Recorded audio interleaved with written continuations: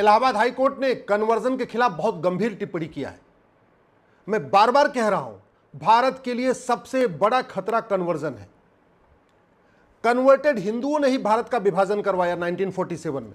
Converted हिंदुओं के कारण लाखों हिंदुओं को अपना घर, मकान, दुकान, परिवार सब कुछ छोड़ के पाकिस्तान से भागना पड़ा। आज की डेट में बांग्लादेश में जो हिंदुओं का नरसंहार हो रहा है वो कन्वर्टेड हिंदू ही कर रहे हैं। कश्मीर में जो नरसंहार हुआ था वो कन्वर्टेड हिंदुओं ने ही किया था। कन्वर्टेड हिंदुओं के कारण भारत के 9 राज्यों में हिंदू थर्ड क्लास जिंदगी जी रहे। कन्वर्टेड हिंदुओं के कारण भारत के 800 जिलों में से 200 जिलों में हिंदू थर्ड क्लास जीवन जी रहे। कन्वर्टेड हिंदुओं के कारण भारत के 6000 तहसीलों में से 1500 तहसीलों की डेमोग्राफी बदल चुकी है।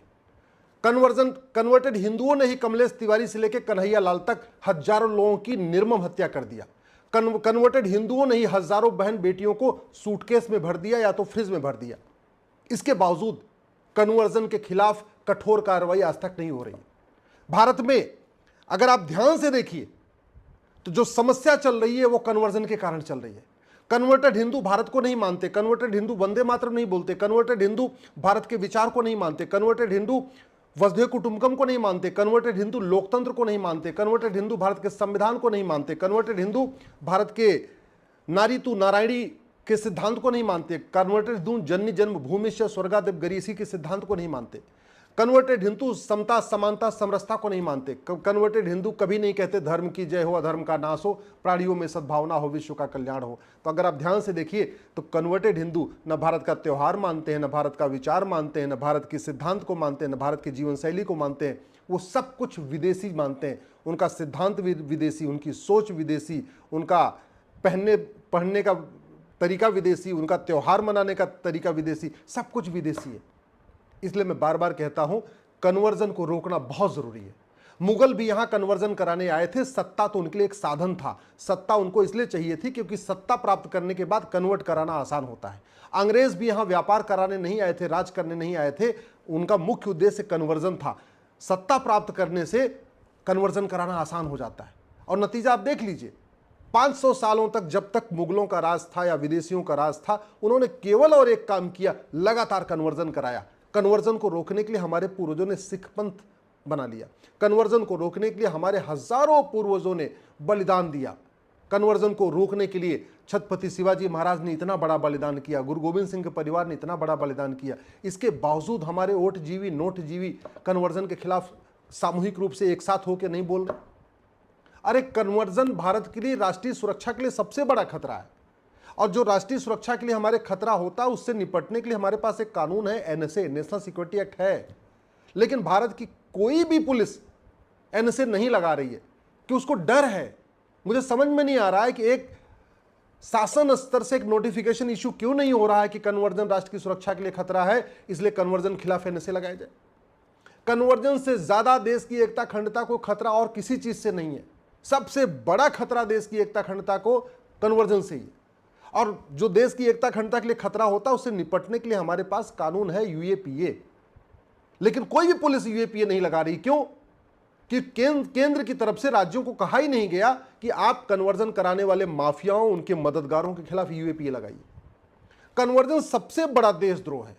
इससे बड़ा देशद्रोह क्या हो सकता है कि जो लोग भारत को मानते हैं, हिंदू, जैन, बौद्ध, सिख, उनको धोखा देके, लालच देके विदेशी रिलीजन में कन्वर्ट कर देना।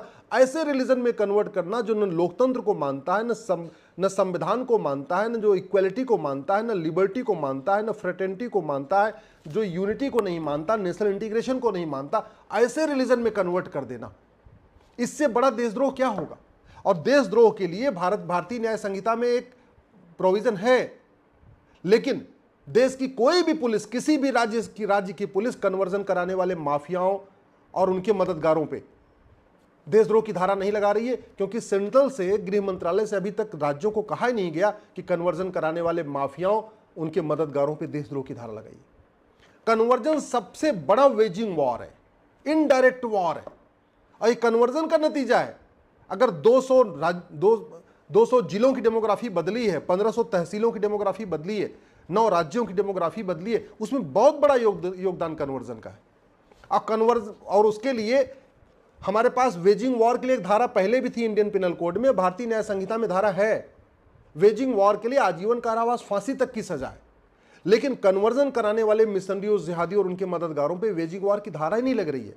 पुलिस कंफ्यूज है कि वेजिंग वॉर लगाएं कैसे, और वो इसलिए भी कंफ्यूज है क्योंकि न तो राज्य सरकार की तरफ से अपने सभी जिलों के पुलिस कप्तान को कहा जाता है कि वेजिंग वॉर लगाओ, न केंद्र सरकार की तरफ से सारे राज्य सरकारों को कहा गया कि वेजिंग वॉर लगाओ। मैं तो कह रहा हूं एक बार वेजिंग वॉर की धारा पढ़ लीजिए। ये वेजिंग वॉर कन्वर्जन कराने वालों पे बिल्कुल फिट बैठती है। आप लगाइए, आप देशद्रोह की धारा पढ़िए, उसकी डिफिनीशन पढ़िए। कन्वर्जन से बड़ा कोई देशद्रोह नहीं और कन्वर्जन से बड़ा कोई वेजिंग वॉर नहीं, और देशद्रोह और वेजिंग वॉर दोनों इस कानून में लिखे हुए, लेकिन फिर भी नहीं लगा रही है, क्योंकि जो कप्तान होते हैं, वो जो कलेक्टर होते हैं, वो किस डर में रहते हैं कि मैं लगा दूं, पता नहीं हंगामा हो जाएगा, क्या हो जाएगा। अरे कुछ नहीं होगा। गाजियाबाद की पुलिस ने एनएसए लगाया कन्वर्जन कराने वालों पे, तो बाकायदा हाईकोर्ट ने अप्रूव किया। मैं कह रहा हूं कि आप देशद्रोह की धारा लगाइए, मैं गारंटी के साथ कहता हूं हाईकोर्ट अप्रूव कर देगी। आप वेजिंग वॉर लगाइए, कोई कोर्ट इसका विरोध नहीं करेगी। आप कन्वर्जन कराने वालों पे गैंगस्टर एक्ट लगाइए, ऑर्गेनाइज क्राइम लगाइए, क्योंकि कोई भी कन्वर्जन फ्री में नहीं होता। भारत में कोई भी कन्वर्जन फ्री में नहीं होता। या तो भारत के अंदर से फंडिंग होती है, या खाड़ी देशों से हवाला के जरिए फंडिंग होती है, या वेस्ट कंट्रीज से, अमेरिका से, यूरोप से एफसीआरए के जरिए फंडिंग होती है। फंडिंग 100% होती है, फ्री में कोई कन्वर्जन होता ही नहीं। तो जहां जिस क्राइम में, ऑर्गेनाइज क्राइम में बाकायदा पैसा भी आ रहा हो, फंडिंग भी हो रही है, उस पर गैंगस्टर एक्ट लगाने में क्या दिक्कत है? उसमें महाराष्ट्र में मकोका लगाने में क्या दिक्कत है? गुजरात में गुजकोका लगाने में क्या दिक्कत है? मैं कह के थक गया हूं, लेकिन मुझे लग रहा है कि जब तक केंद्र सरकार की तरफ से सभी राज्य सरकारों को नहीं कहा जाएगा, सारे डीजीपीज को नहीं कहा जाएगा कि आप कन्वर्जन कराने वालों पे कन्वर्जन को ऑर्गेनाइज क्राइम डिक्लेयर करिए, ये संगठित अपराध है, कोई एक व्यक्ति कन्वर्जन नहीं करता, बहुत सारे लोग इसमें मिले जुले होते हैं, कन्वर्जन में फंडिंग होती है, बिना पैसे के कन्वर्जन नहीं होता। राज्य सरकारें लगाना शुरू कर देगी, पुलिस लगाना शुरू कर दी, देखिए अब खौफ पैदा हो जाएगा। आज तक इतना कन्वर्जन हो चुका भारत में, किसी भी कन्वर्जन कराने वाले माफिया की 100% संपत्ति जब्त नहीं हुई, किसी भी कन्वर्जन कराने वाले मिशनरी, जिहादी या उसके मददगार की नागरिकता खत्म नहीं हुई, किसी भी कन्वर्जन कराने वाले मिशनरी, जिहादी या माफिया उसके मददगार को आजीवन कारावास नहीं हुआ। तो खौफ कैसे पैदा होगा? आखिर दुबई में कन्वर्जन क्यों नहीं होता, कुवैत में कन्वर्जन क्यों नहीं होता, चीन में कन्वर्जन क्यों नहीं होता, सिंगापुर में कन्वर्जन क्यों नहीं होता, जापान में कन्वर्जन क्यों नहीं होता, ये भारत में कन्वर्जन क्यों होता है?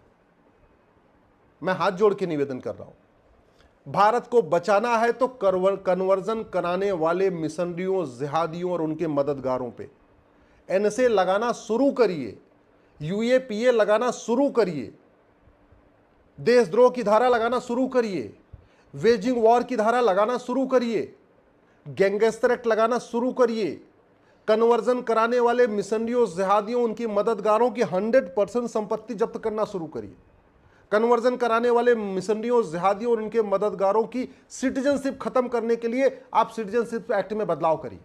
आज तक 75 साल हो गया लगातार कन्वर्जन होता जा रहा है, किसी भी जिहादी की, किसी भी मिशनरी की सिटीजनशिप नहीं गई। कन्वर्जन कराने वाले जिहादियों, मददगार और मिशनरियों को जल्दी सजा दिलवाने के लिए स्पेशल कोर्ट बनाइए। कन्वर्जन कराने वालों के लिए जो वीजा हमारा नियम है उसको कठोर बनाइए। बाहर से लोग आ रहे हैं वीजा लेके भारत में, घूमने के बहाने आते हैं और देश में घूम घूम के कन्वर्जन करते हैं। वीजा रूल बहुत हमारा घटिया है। जो कन्वर्जन में पकड़ा जा रहा है उसका आप ड्राइविंग लाइसेंस खत्म करिए, उसका आधार खत्म करिए, उसका राशन कार्ड बंद करिए, उसका वोटर आईडी वापस ले लीजिए, उसका पासपोर्ट खत्म करिए, उसकी भारत की नागरिकता खत्म करिए, तब खौफ पैदा होगा। और कन्वर्जन अगर नहीं रुका तो भारत नहीं बचेगा। इस देश में आप ध्यान से देख लीजिए, जितनी भी अराजकता फैल रही है वो कन्वर्टेड हिंदुओं के द्वारा फैल रही है। कश्मीर में अराजकता फैली, कन्वर्टेड हिंदुओं ने फैलाया। बांग्लादेश में अराजकता फैली है, कन्वर्टेड हिंदू फैला रहे। पाकिस्तान से अगर हिंदू, जैन, बौद्ध, सिख खत्म हुए हैं तो उनको कन्वर्टेड हिंदुओं ने ही खत्म किया है। बांग्लादेश में भी जो कन्वर्टेड, जो हत्या हो रही है, बलात्कार हो रहा है, ऐसे ऐसे वीडियो जा रहे हैं, देखा नहीं जा रहा है, वो कन्वर्टेड हिंदू ही कर रहे हैं। अगर पूरे आप देख लीजिए, चाहे अफगानिस्तान हो, चाहे पाकिस्तान हो, चाहे बांग्लादेश, जो अत्याचार हिंदू, जैन, बौद्ध, सिख पे हुआ है वो कन्वर्टेड हिंदुओं ने किया है। इसलिए कन्वर्जन को भारत की सुरक्षा के लिए खतरा घोषित करना जरूरी है। कन्वर्जन को देश की एकता, अखंडता के लिए खतरा घोषित करना जरूरी है। कन्वर्जन को देशद्रोह घोषित करना जरूरी है। कन्वर्जन को वेजिंग वॉर डिक्लेयर करना जरूरी है। कन्वर्जन को ऑर्गेनाइज क्राइम डिक्लेयर करना जरूरी है। कन्वर्जन कराने वाले माफियाओं, जिहादियों, मिशनरियों की 100% संपत्ति जब्त करना जरूरी है। उनकी सिटीजनशिप खत्म करना जरूरी है। उनको आजीवन कारावास, फांसी देना जरूरी है।